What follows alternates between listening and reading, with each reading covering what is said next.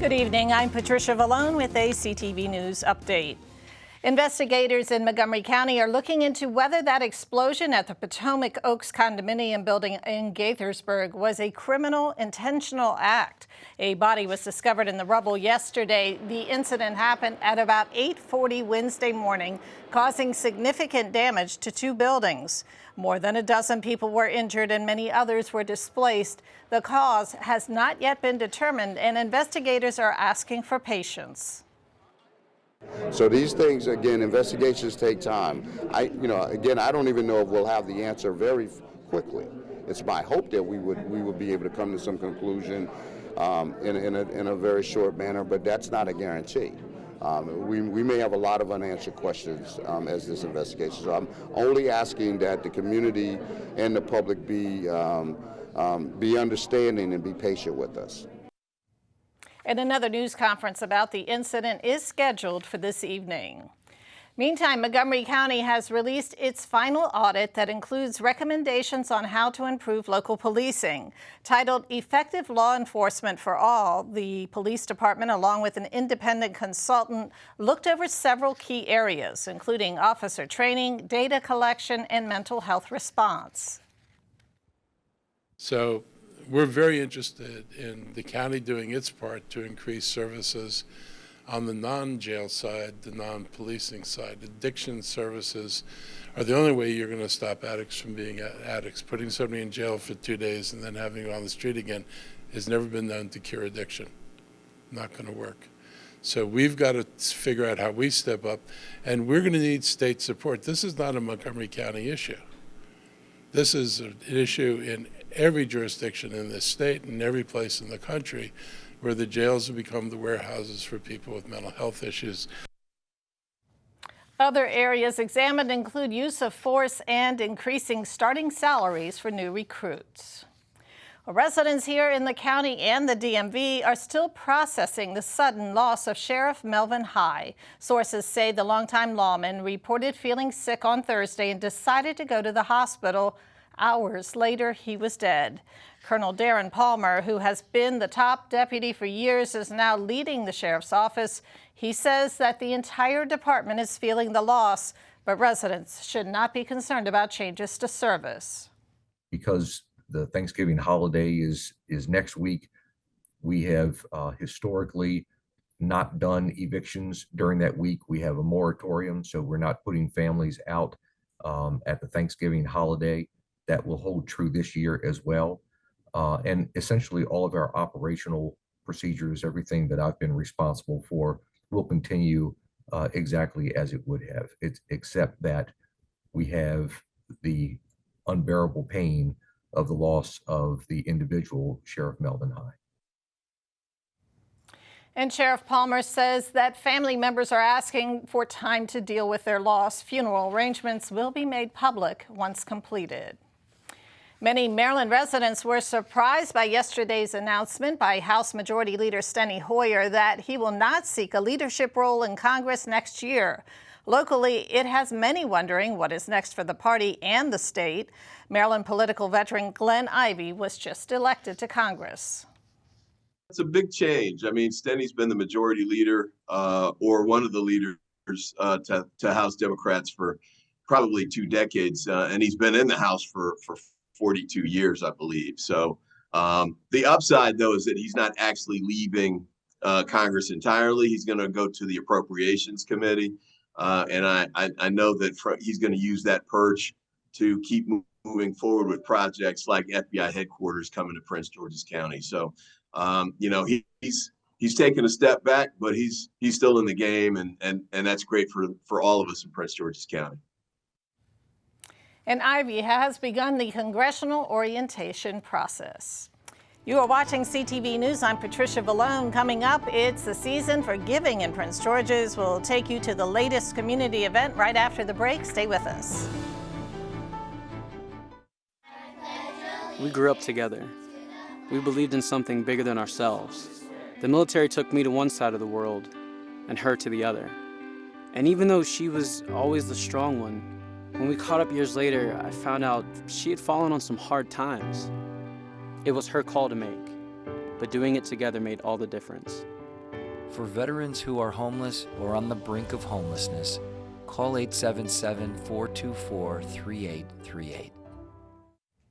Welcome back. Well, the fate of toll lanes on I-270 and the Beltway remains in limbo. The Maryland Department of Transportation will not seek approval of a multi-billion-dollar contract until after Governor Larry Hogan leaves office. That, according to Maryland Matters. The decision is a significant blow for Hogan's long-planned project. Its fate now rests with 3 Democrats, Governor-elect Wes Moore, Treasurer Derek Davis, and Comptroller-elect Brooke Learman. Moore and Learman will join Davis on the Board of Public Works, which gives final approval to contracts. A new 456-page report identifies 158 Catholic priests accused of sexual abuse, including 43 never publicly named before. The report is part of a 4-year investigation into the history of child sex abuse by members of the clergy. Advocates for victims have accused Maryland Attorney General Brian Frosh of moving too slowly to identify church officials who preyed on young people. The investigation identifies more than 600 victims. The report itself, along with the names of priests, is not yet public, but some details were disclosed in a court filing on Thursday.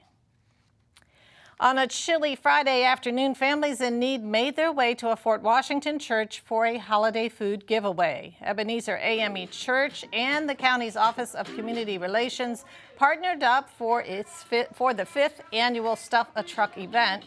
Cars lined up, popped their trunks, and were given bags of food. However, this year, families are getting more than just turkeys. Officials say recipients are getting fresh produce, canned foods, personal care products, and even a list of county resources. Each family, they will receive a turkey, a fresh produce box that has collard greens, onions, carrots, also canned good box from Capital Area Food Bank, one of our sponsors as well. Also a basic need or self-care kit that has toilet paper, paper towels, and a resource kit to direct them to other resources that they may need. Every year, the community comes out for this event, and we're able to serve more. I think that with the rise in food costs, more people are out, more people are in need. Meantime, Councilmember Sidney Harrison will host a Thanksgiving dinner box distribution event this Saturday. The free event will take place at Showplace Arena from 1 until 3 in the afternoon. Turkey Day may be just 6 days away, but the Thanksgiving holiday travel period has officially begun. So the message from TSA this year is pack your patience. Officials expect that the holiday travel period at BWI Airport will be back to pre-pandemic levels. To avoid missing your flight, TSA recommends that travelers arrive early. Also, remember, you can only have certain items in your checked carry-on bags. To find out what is and what is not permitted through TSA checkpoints, visit the website on your screen. Well, it is one of the most tasty late-season rewards for hikers and wildlife, but good luck finding one. Despite being native to the East Coast, most Marylanders have never eaten or even heard of a pawpaw.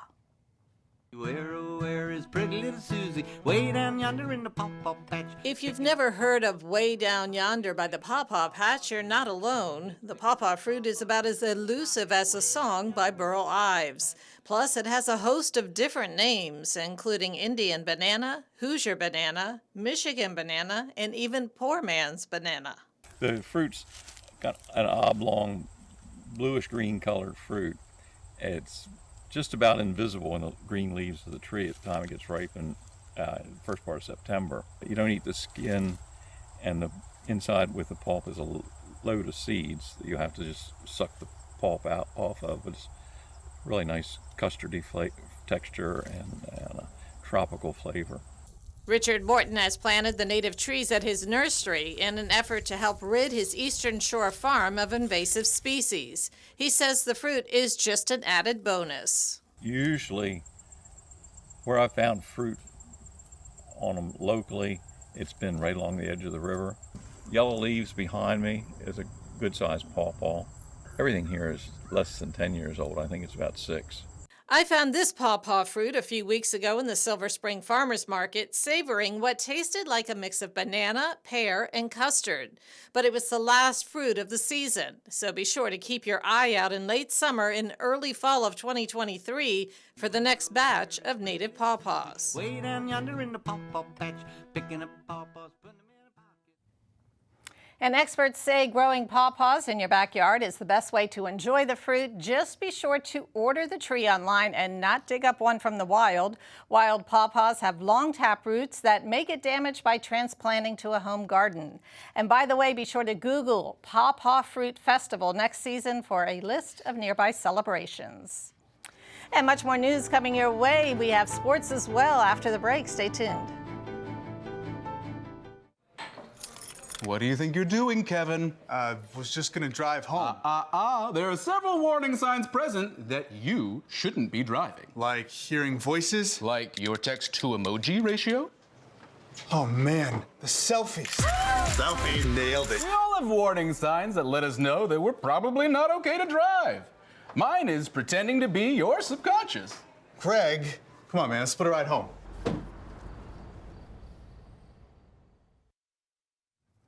Thanks for staying with us. Well, Attorney General Brian Frosh announces a settlement with Dan Snyder and the Washington Commanders over season ticket security deposits. Frosh says the team violated the Consumer Protection Act by not returning deposits unless they were requested in writing. Under the settlement, the Commanders must refund all security deposits within 30 days and pay a $250,000 fine. The D.C. Attorney General's office has filed a similar lawsuit against the team.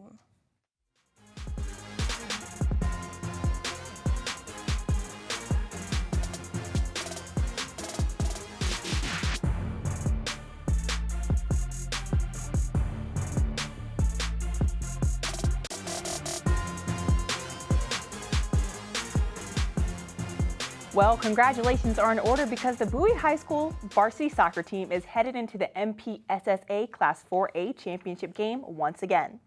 The Bulldogs have been in the championship in every decade since the program began, and with an overall record of 16-2, this team has all the tools to be the next 4A champions. It's a feeling you can't describe. Even though we've been there before, every time it's like the first time we've ever been there. It's excitement, nervousness, kind of much a culmination for the entire season, you know, being together since August 11th and now this time in November getting a chance to play. It's a beautiful thing. This team showed me every day, they proved me wrong. I was worried about this year being an early season, going into it, the lack of coming through from still recovering from COVID, not having everybody who we thought would be back, a lot of injuries, a lot of distractions plagued the team early on, but as time progressed, they continued to show me wrong, and look who we are. The championship game will take place this Saturday at 7:30 p.m. on the Loyola University campus against Severna Park High School. The Washington Wizards lost their last game to the Oklahoma City Thunder, but they're looking to get back in the win column. Tonight they face off against the Miami Heat, and Wizards guard Monte Morris spoke about what he thinks stands out about this Miami Heat squad. You just got to come out, be ready. They got a veteran guard, you know, Kyle Lowry, you know, who I had battles with throughout, you know, a good friend of mine. So he going to lead the troops. And, you know, he got a great supporting cast that Jimmy, Bam, and a whole bunch of other good guys. So we just got to come ready to play.